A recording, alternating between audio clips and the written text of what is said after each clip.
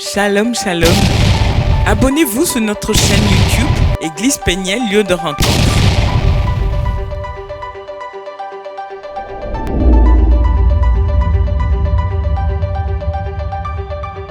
Bonjour à tous, shalom de là où vous nous suivez. Bienvenue dans l'émission Femmes de valeur de la nouvelle génération. Ce soir, j'aimerais m'excuser de l'absence de notre frère que vous avez l'habitude de voir, frère Paul au synthétique. Ce soir, ce sera moi qui présentera l'émission. Je suis Opportune Massamba et ce soir, je reçois Maman Monique. Bonsoir Maman Monique. Bonsoir Maman Opportune. Comment allez-vous? Ça va, je vais bien et vous? Ça va très bien, merci, Dieu fait grâce. Ce soir, nous allons parler de l'abstinence sexuelle. C'est le thème que nous voulons vraiment aborder en profondeur ce soir. Et Maman Monique, du coup, nous conduira dans ce thème. Avec l'aide du Saint-Esprit. Avec l'aide du Saint-Esprit. Voilà. C'est un thème qui touche une catégorie, la jeunesse, les moins jeunes ou... En fait, c'est un thème qui touche tout le monde, toutes les générations. D'accord. Pourquoi? Parce qu'une femme, même si elle était mariée ou pas, elle peut se retrouver célibataire d'un coup. Et souvent, le but, c'est que les gens ne respectent pas les principes de Dieu, en fait. D'accord. Et d'où m'est venue cette idée, c'est qu'on s'est vraiment rendu compte que les gens emmènent le monde dans l'église. D'accord. Donc, il est temps qu'on rétablisse un peu les bases, qu'on reparte un peu à l'origine. Les bases de la Bible soient rétablies. D'accord. Donc c'est bien, ce soir, nous parlons de l'abstinence sexuelle. Maman Monique, ma première question est celle-ci. Les relations sexuelles renforcent-ils l'amour et confirment l'appartenance l'un à l'autre? Que dites-vous? En fait, les relations sexuelles ne sont pas mal comme je le dis. Mais les relations sexuelles doivent être faites dans un cadre donné.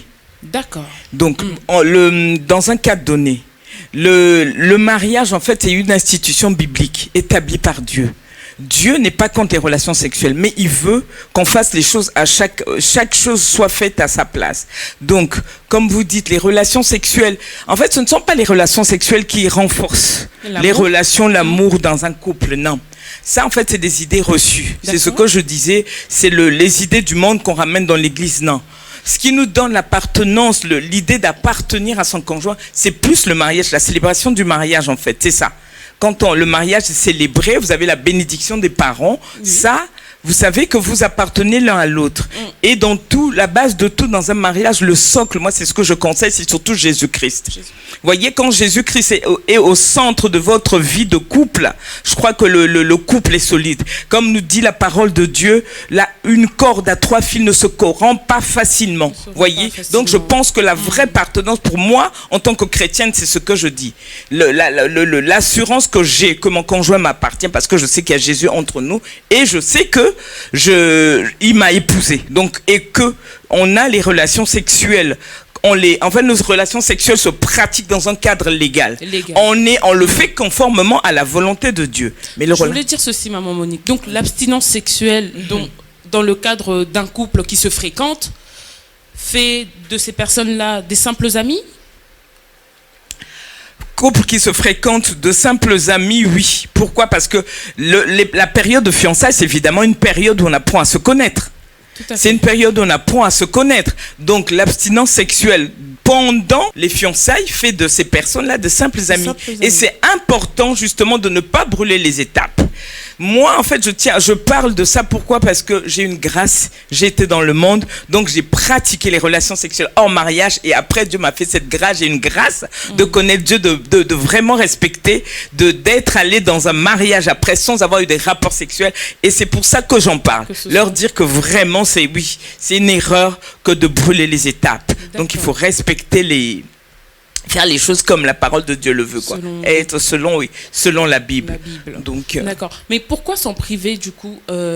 Pourquoi avoir l'abstinence sexuelle quand on sait qu'on va se marier avec la personne? Il y a une chose que je veux faire comprendre aux gens, en fait. Les gens doivent comprendre que, en fait, la parole de Dieu, quand on connaît Dieu en avance, et on a besoin d'avoir la maîtrise de soi. La maîtrise de soi, elle est très importante. Comme disait Paul, je traite durement mon corps.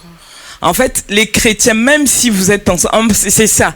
On ne doit pas brûler les étapes. Une femme, on doit la respecter jusqu'au jour où le mariage sera célébré. On a besoin, en fait, d'avoir la bénédiction des parents ou une bénédiction quelconque, une célébration du mariage, avant de passer à cet acte-là. Alors, il s'avère maintenant que les gens font ce qui se passe dans le monde. C'est-à-dire que, les gens doivent comprendre que s'il y a une chose qui est vraiment combattue, c'est le mariage. Satan utilise vraiment le sexe pour détruire le mariage, les couples. Le problème, c'est qu'après, on s'en mord les doigts. Donc, je me dis qu'il vaut mieux attendre, patienter un peu, le faire dans le cadre légal que de brûler les étapes.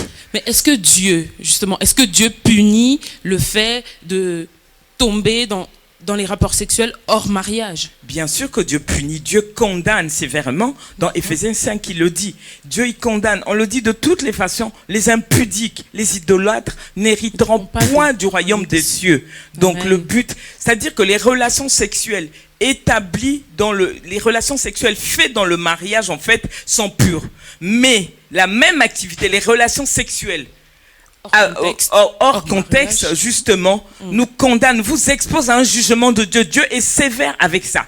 La parole de Dieu nous dit, mon corps est le temple du Saint-Esprit. Mon corps ne m'appartient pas. L'Esprit de Dieu habite en moi. Donc je dois respecter. Dieu le dit lui-même, celui qui détruira ce corps, je vais le détruire. Dieu, c'est un Dieu jaloux. L'Esprit de Dieu habite en toi. Donc il faut vraiment respecter les choses.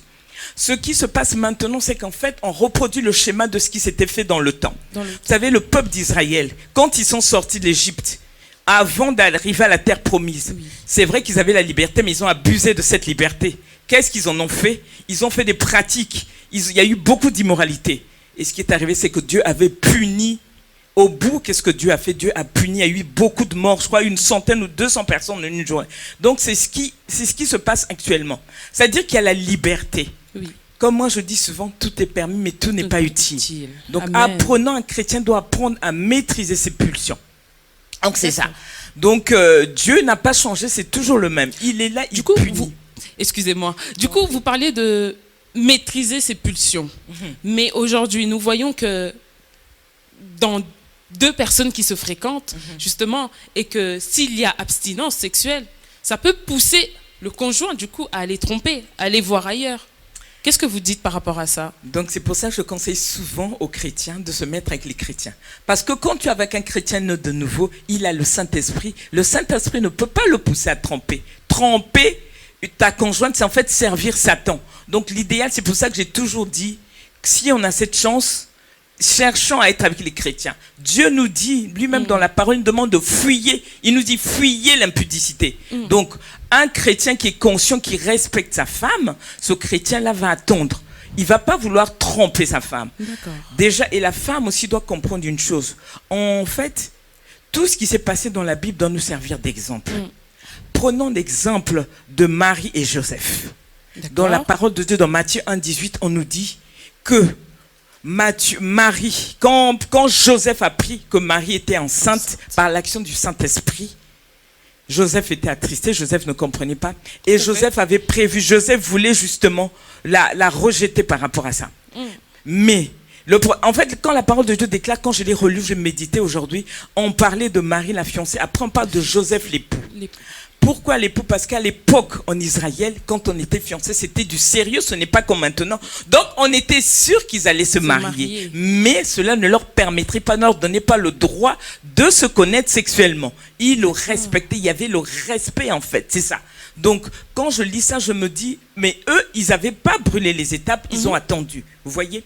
Et même la parole de Dieu, quand il déclare que l'homme quittera son père, sa mère, s'attachera à sa femme. Les deux deviendront un seul corps, une seule personne. Donc, vraiment, on doit respecter ces étapes-là. Une seule même chair. Une seule et même chair. Amen. Oui, tout à fait. Donc, quelles sont les réelles conséquences, du coup, de passer à l'acte hors mariage? Il y a énormément de conséquences en fait. Les gens doivent comprendre que c'est vrai que c'est l'acte sexuel qui est posé, mais cet acte-là, il y a aussi En fait, il y a une union spirituelle. Quand tu vas avec un impudique, toi aussi tu deviens impudique. Quand tu poses un acte comme ça, c'est-à-dire que tout ce que les démons, tout ce que cet homme avait, vient envers toi. Ça, c'est ça. La vraie conséquence, c'est que, en tant que chrétien, quand vous vivez dans l'impudicité, comme on a dit, Dieu vous tourne le dos. Vous n'avez pas cette grâce. Et Satan utilise beaucoup le sexe. Pourquoi? C'est pour nous éloigner de la face de Dieu. C'est pour nous voiler en fait, ne pas que Dieu nous voie, parce qu'on est carrément rejeté. Dieu, sur ce principe-là, il est strict. C'est un jugement qui tombe. Et l'acte, parmi les péchés, l'acte sexuel, ça détruit le corps. Pourquoi? Parce que ça touche à ton intimité. Et Dieu, de ce côté-là, il est vraiment strict. C'est pour ça que moi, je déplore un peu, je ne critique pas personne. Dans les églises où on est là, on honore, où en fait, on donne quand même l'assurance aux chrétiens, quand on sait qu'ils vivent dans l'impudicité, de l'assurance du royaume des cieux. Non, il faut leur dire la vérité, que de telles personnes n'hériteront jamais le royaume des cieux. Ils sont sales devant Dieu. Dieu leur tourne le dos. Je le dis, je l'ai vécu. Voyez? Et les conséquences, c'est quoi? Quand vous le faites, c'est que comme le mariage est vraiment combattu, vous n'avez pas la couverture de Dieu. Moi, je vais vous prendre mon exemple, c'est que dans mon mariage, heureusement qu'on a appliqué ce principe-là, et après le mariage, on a rencontré beaucoup de difficultés, beaucoup de combats. Le malin, évidemment, comme on dit, Satan vous combat. Mais on a eu cette grâce de Dieu, la protection, la main de Dieu. Pourquoi? Parce qu'on avait respecté ces étapes-là. On ne les aurait pas respectées. Même étant mariés, le fait que Dieu voit que vous n'avez pas respecté, vous n'avez pas la couverture de Dieu. Et c'est ce que les personnes doivent comprendre, en fait, c'est ça. Et on se plaint pourquoi l'enfer est rempli de ce genre de chrétiens. Et il y a beaucoup de chrétiens comme ça. Donc ce genre de chrétiens, il faut leur dire carrément la vérité, qu'il n'y a pas d'assurance du royaume des cieux pour de tels chrétiens. Les chrétiens qui pratiquent l'impudicité, la débauche. Et la parole de Dieu nous demande justement, il veut que le lit conjugal soit exempt de toute souillure. C'est ça, la souillure, c'est quoi? C'est la débauche et tout ça. Donc vraiment, apprenons à nous respecter. Donc, si de tout ce qu'on a dit jusqu'à présent, c'est-à-dire que la parole de Dieu, qui est la Bible, donc condamne les relations sexuelles hors mariage.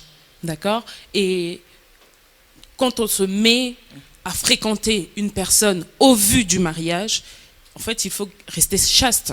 Il faut rester chaste, c'est très important. Pourquoi? Parce qu'en fait, les fiançailles sont là, c'est une période où on doit se connaître, pour se connaître. Moi, je me dis, vous savez, le sexe, c'est quoi? C'est comme un diamant. Et c'est d'autant pas plus mal, je le dis avec l'expérience, je parle. La première des choses, c'est que il faut d'abord découvrir tout ce qu'il y a tout autour. Et moi, je sais qu'en fait, quand vous allez célébrer un mariage et quand on a tout vu, il n'y a pas de mystère et tout ça. Qu'est-ce qu'on découvre après? Il n'y a rien. C'est pour ça qu'on voit, et déjà moi je me dis, les conséquences c'est que c'est quoi? Souvent quand un homme te connaît avant, c'est un manque de respect qu'il a. C'est-à-dire qu'il a tout découvert, il va avoir peur de toi. Pourquoi? Il n'y a plus rien. Et vous n'avez pas la couverture de Dieu, en fait, c'est ça. Donc quand on prend l'exemple par exemple de Joseph, Joseph. Joseph, malgré le fait qu'il a appris que Marie était enceinte, mais il n'a pas voulu, la parole nous dit, de Dieu nous dit qu'il n'a pas voulu la diffamer. C'est-à-dire le respect était là. Et pourtant, il n'y avait pas le sexe. Mais, voyez, quand on est ancré dans la parole de Dieu, c'est ce qui fait qu'il y ait le respect et tout. Et même pour la femme, je pense que quand Dieu nous demande quelque chose, il sait pourquoi en fait. Et cet ordre-là, il est très important. Ne mettons pas les bœufs avant la charrue. Et je pense que c'est ça. Il faut toujours qu'il y ait un petit truc. Il faut longuiner. C'est ça, c'est ce que je veux faire comprendre aux femmes, quoi. Donc, toute femme doit comprendre que, c'est-à-dire qu'elle a de la valeur. Le but de cette émission-là, c'est ça, valoriser. La femme doit se valoriser. Quel que soit ce que tu es, ce que tu as vécu, par où tu es passé. Je vous prends mon exemple, c'est que une fois que tu te donnes à Dieu, tu as de la valeur. Amen. Et la femme ne doit pas trembler après un homme. Non. Le but de cette émission, c'est ça, qu'elle doit comprendre qu'elle a de la valeur, qu'un homme qui t'aime doit savoir attendre. C'est à la femme d'imposer, de lui dire que si tu m'aimes, tu dois attendre et lui donner des raisons. Que je ne vais pas. Est-ce que ça vaut la peine de rompre sa communion, d'aller directement aux enfers à cause d'un plaisir de quelques minutes? Je pense que ça ne vaut pas la peine. Quand les jeunes diront que c'est le langage des jeunes, oui. Ils diront que c'est un peu vieillot ce que vous dites, attendre le mariage. C'est vrai qu'aujourd'hui, les jeunes, ils veulent tout de suite aller dans cette chose qu'on doit attendre. Bien sûr, oui. Comme ils disent couramment, on ne peut pas acheter une voiture sans pour autant laisser le moteur. Exactement, donc, on ne veut pas tomber dans des choses, demain on commence à regretter. Bien sûr. Donc il faut qu'on fasse comprendre à ces jeunes-là que justement que c'est pour notre bien. Évidemment. Au contraire, ce n'est pas mal de d'abord se connaître, d'être des bons amis. Et cette période de fiançailles, elle est importante parce qu'on apprend à se connaître. Moi, je me rappelle pendant les périodes de fiançailles, c'est vrai qu'on a un corps. C'est pour ça que je dis, on doit demander au Saint-Esprit la maîtrise de soi. Parce que vous savez, le corps résiste en fait. Quand il y a des interdits, la chair veut aller. Mais c'est à nous en fait de faire comme Paul, de se discipliner.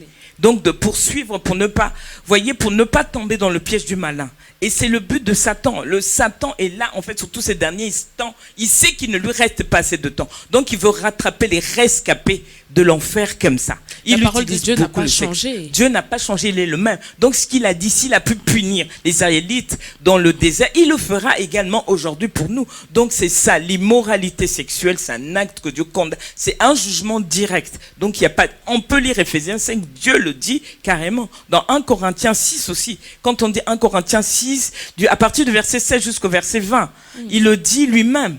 Voyez, et quand Dieu nous dit fuyez l'impudicité, donc il le sait, il dit qu'on ne joue pas avec cet acte-là. Et les jeunes doivent comprendre que c'est pour leur bien. C'est votre femme, attendez. Au contraire, vous savez, quand on attend, on donne plus de valeur à cette femme-là. Et j'ai remarqué, vous savez, une femme qu'on connaît après le mariage, on la respecte autrement. On la traite différemment. On la traite différemment, bien sûr. Amen. Elle a de la valeur à votre Dieu. Et même pour les femmes, c'est une assurance. Femmes, en fait, ce sont surtout les femmes qui tremblent. Et souvent, vous savez, Satan envoie ses agents, c'est ce que je disais, il va venir un bel homme et tout, et lui tout ce qu'il veut c'est d'abord le sexe. C'est ça. Pourquoi ils veulent passer à l'acte? Pourquoi? C'est pour te voiler. Parce que quand tu passes à l'acte, tu n'as plus ta lucidité. Cet homme-là, après, il va chercher à t'avoir.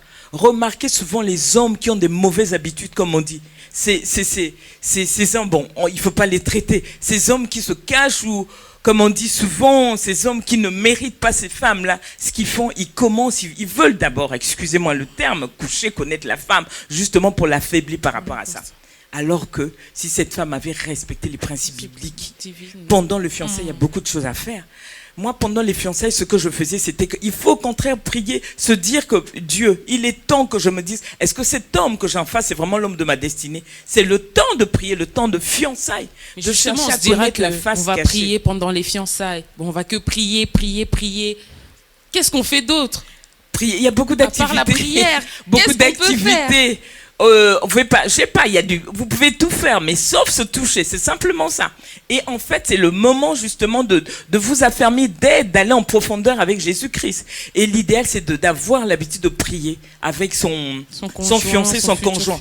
Et parler de tout, qu'il n'y ait pas de tabou, parler de tout. C'est un peu ça. Et je pense que parler de tout, si l'autre veut tomber, en fait, c'est pour ça, quand on a plus ou moins le même niveau spirituel, l'un est là pour relever l'autre. Mais la parole de Dieu nous déclare.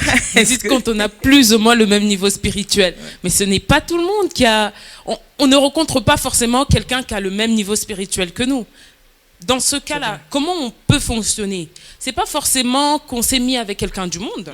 C'est pas forcément une personne qu'on connaissait depuis, qui vient seulement à l'église, qui n'est pas affermie, qui ne craint pas Dieu non plus. Mais on peut rencontrer une personne qui craint Dieu, mais qui n'a pas le même niveau spirituel que nous. Dans ce cas, comment on peut fonctionner du coup? Comment on peut fonctionner? Quand c'est ça, évidemment, c'est pour ça qu'il ne faut pas se livrer, donner son corps, prier, demander à Dieu, la volonté de Dieu, que Dieu touche cette personne. C'est-à-dire que vous n'allez pas prendre la place de Jésus, c'est-à-dire vous allez lui confier à Dieu, mais ne prenez pas trop d'engagement. Parce que faites attention, la parole de Dieu nous dit, fais attention à toi qui vas secourir cette personne. Parce que sinon, tu risques de tomber avec la personne. Donc, prends tes galons ou... Quand c'est ça, c'est pour ça que c'est toujours bien d'avoir un tuteur, se confier à un tuteur ou un aîné dans la foi qui va plus ou moins vous conseiller, vous aiguiller. Mais l'idéal, c'est d'avoir un chrétien né de nouveau, un chrétien qui est circoncis, qui a déjà le corps, c'est-à-dire qui est conduit par le Saint-Esprit, un chrétien pour qui les désirs charnels le disent, c'est-à-dire qui arrive à maîtriser ses pulsions, et ça nous aide. Se maîtriser, c'est ça l'important. C'est ça. Donc, ok. Donc, il peut y arriver, ça peut arriver pendant les fréquentations, du coup, de tomber donc dans les relations sexuelles. Alors, comment faire pour se relever dans ce cas? Bon, il faut éviter, mais si ça arrive, Jésus-Christ est là pour ça. Il y a le sang de Jésus qui est là pour nous purifier. la première des choses, c'est de se repentir, demander pardon et vraiment d'arrêter tout de suite. Parce qu'on ne blague pas avec ça. Et Dieu est surtout sévère, surtout avec ses enfants, quand il sait que tu connais la parole de Dieu. Un péché prémédité est vraiment condamné. Ça peut t'arriver, ça arrive, mais vraiment de couper, de s'éloigner, de prendre vraiment du recul. Donc mais Dieu est miséricorde. Dieu est miséricorde, mais il ne tolère pas il faut se repentir, il faut se repentir, retomber. justement, ne plus retomber. Oui, D'accord. justement. Mais bon, l'idéal, c'est de vraiment, vraiment éviter quand on peut. Donc, au fait, quand on marche avec le Seigneur, on marche dans la crainte de Dieu, donc on va éviter justement de tomber dans l'acte sexuel avant le mariage, c'est ça? Oui, oui. Donc qu'est-ce qui nous pousse? C'est la crainte de Dieu, ou bien on se dit qu'on ne veut pas justement être frappé par le Seigneur, c'est pour ça qu'on va s'abstenir? Vous voyez la nuance? Oui, je vois la nuance. En fait, c'est la crainte de Dieu, c'est la parole de Dieu, c'est la relation qu'on a avec Dieu. Quand on a une crainte de Dieu, quand on est de nouveau, on craint Dieu, donc on marche, on applique les principes bibliques. Donc c'est un peu ça. D'accord. Donc on ne doit pas vivre dans la peur, non, c'est un mode de vie. Il faut aimer cette vie-là, c'est une bonne vie, c'est ça. On ne dit pas que vivre, en fait c'est ce qui fait peur aux païens en fait. La vie chrétienne c'est une très belle vie. Parce que Dieu te donne une paix que tu ne peux pas avoir. Et même, on ne se rend pas compte on vit même mieux que les couples qui pratiquent le sexe et tout ça. Donc, c'est un peu ça. Donc, il y a tellement de sujets et c'est le moment au contraire de préparer votre futur. Vous priez pour ça. Il y a tellement de problèmes après le mariage, c'est ce que les gens ne comprennent. C'est pour ça qu'il y a beaucoup de divorces après. Pourquoi? Parce que tout ça, ça n'a pas été préparé. Et quand je vois, j'ai dit, en fait, tout ce que Dieu nous dit est bon. Quand Dieu nous dit, il sait pourquoi. Dieu n'a pas créé le monde en un jour, mais nous, on veut aller vite. Étape par étape, en fait, telle brique. Et c'est plus ou moins pour notre bien, en fait, c'est ça. Prier pour le futur, pour nos enfants, pour beaucoup de choses, c'est ça. Donc, on ne voit pas le temps passer. Je pense que c'est plus cette relation-là. Plus on est ancré dans la parole, plus on parle, on médite la parole de Dieu. C'est des choses qu'on fait naturellement et on se sent bien. Ce n'est qu'après qu'on va remercier le Seigneur. Moi, je remercie le Seigneur actuellement parce que je suis à l'abri de beaucoup, beaucoup de choses. Et je fais cette différence-là comme un homme qui te traite bien, qui te met à ta place. Tout ça parce qu'évidemment, quand vous respectez les étapes, et vous avez aussi l'aide de Dieu. C'est un peu ça, c'est ça. Et en fait, quand on prend les étapes, on n'a pas vraiment le temps de vraiment connaître la personne avec laquelle on est. Peut-on marcher 2 ans, peuvent-ils marcher ensemble sans pourtant qu'ils se connaissent, se conviennent. Et tout ça, moi, je sais que ça se ferait par la prière, la préparation avec la prière.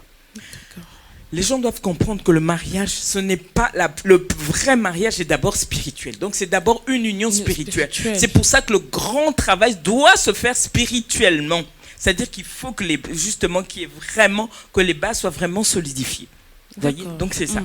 J'avais oublié un truc, même parmi les conséquences. Vous savez, quand on se rencontre, et si on n'a pas le temps, en fait, pendant la période de fiançailles, c'est aussi une temps de prier, s'il faut chercher les délivrances, parce qu'on vient de nos familles, on a encore ces liens de célibat. Justement, il y a ces liens de célibat, il y a beaucoup de choses qui nous combattent. Donc, c'est le moment, évidemment, de tout ratisser, d'être avec le Seigneur. Donc, ce n'est que du bonheur. C'est comme remettre les compteurs à zéro, en fait. Le compteur à zéro, c'est ça. Tout à fait, c'est donc, ça, quoi. Quand on est dans la période, du coup, des fiançailles ou des fréquentations, on doit d'abord chercher la prière d'autorité, la prière de délivrance. Bien sûr, se faire délivrer, justement, pour ne pas emmener, justement, ces liens dans le foyer, que ça nous cause d'autres problèmes. C'est ça. Donc, rompre ces liens, par exemple, de célibat, tous ces liens de sorcellerie et tout ça, tout en sachant que le malin n'est pas d'accord que l'on puisse se marier. Donc, ça va nous permettre aussi d'être forts plus tard, de combattre un peu, d'arrêter les flèches du malin. Et c'est pour ça qu'on voit des fois, on nous parlait hier d'une personne, d'un couple, ils se sont mariés au bout de 6 mois, le mari est mort. Et ça, c'est pas normal. Vous voyez? On est Dieu. Dieu nous appelle à des bonnes choses, c'est ça. Amen. Donc, il est temps, en fait. Les gens doivent se dire que la parole de Dieu, elle est bonne. Mais dans la parole de Dieu, il y a des interdits, c'est ça. Tout est là. La Bible, c'est une forêt. Donc, respectons, faisons les choses étape par étape. Et Dieu, c'est lui qui met en nous le vouloir et le faire. On avance comme ça, on est tellement heureux. Et voyez. Pour terminer, justement, par rapport à cet exemple que vous venez de donner, donc c'est-à-dire que si on ne marche pas correctement avec le Seigneur, on peut courir à la mort. Justement, c'est ça. On court à la mort physique, parce que là, vous parlez d'une expérience d'une mort physique. On parle d'une mort physique, mais d'abord spirituelle avant. Beaucoup de gens vivent quoi qu'ils sont déjà morts spirituellement. Il y a la mort spirituelle qui arrive vite et la mort physique aussi s'ensuit. D'où l'importance d'avoir la crainte de Dieu, surtout quand on s'appelle chrétien. Et le but de cette émission, c'est ça en fait, c'est-à-dire qu'on ne doit pas ramener le modèle du monde, non. Satan fait tout en fait pour nous donner une bonne caricature. Il y a certaines choses qui se passent dans le monde et que les chrétiens veulent pratiquer alors que ce n'est pas ça. C'est-à-dire comme on dit, ce qu'on voit là, la réalité, c'est pas la vérité. Donc c'est ça. Marchons conformément à la parole de Dieu. C'est ça. Donc ça devient comme une mode. Moi, je suis attristé actuellement. Combien de chrétiens épousent les femmes vierges? Vous voyez, les filles sont tellement pressées que la plupart sont des vierges à 15-16 ans. Et dans les églises, il y a tellement... Vous voyez, on est là, on se voit alors que... Et tout, en fait, ça se découvre le jour du mariage. C'est ça. C'est ça le problème. Donc, vous voyez, donc il y a un minimum à faire, surtout quand on connaît. Et nous, ce qu'on oublie, c'est qu'on ne se moque pas de Dieu. La caméra de Dieu, Dieu voit tout. Et il vaut mieux faire les choses correctement. La Bible dit qu'il est omniscient, omnipotent, omniprésent. Amen, oui. C'est ça. Que direz-vous à une femme de valeur de la nouvelle génération qui nous regarde? Une parole pour fortifier, une parole pour toucher un cœur qui regarde ce soir.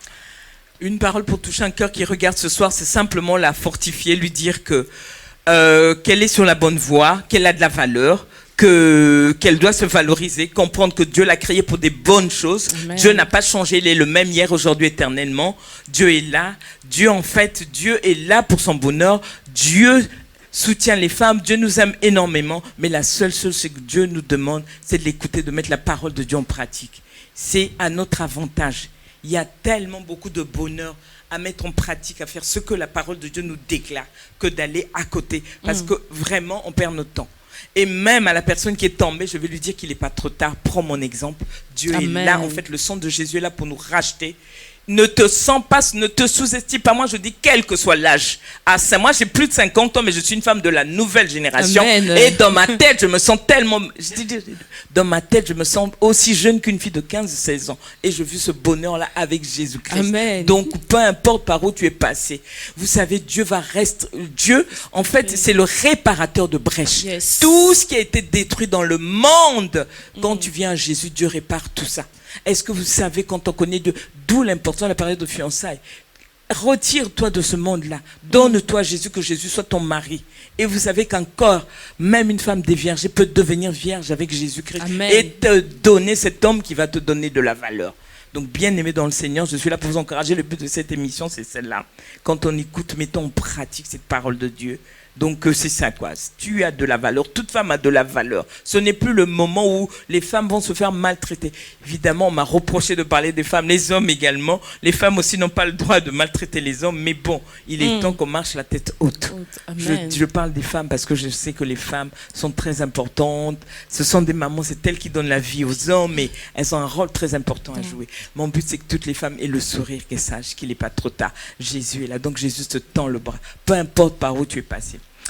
Je veux aussi parler à ces femmes qui sont dans les couples et qui sont certainement tombées. Retournez-vous à Jésus. Amen. Donc nous, c'est ce qu'on dit toujours. Il y a des enseignements. Venez à Péniel ou appelez-nous. Il y a une solution à tout. Il n'est pas trop tard. Donc peu importe, même si tu t'es trompé, on ne dit pas, on n'est pas là pour indexer qui que ce soit. Donc on a de la valeur comme tout le monde. Une femme vierge a de la valeur. Une femme qui est déviergée aussi a sa valeur. Donc le but, c'est ça. Femme de valeur, femme de la nouvelle génération. On est là. Donc... pour ça. Merci beaucoup, Maman Monique.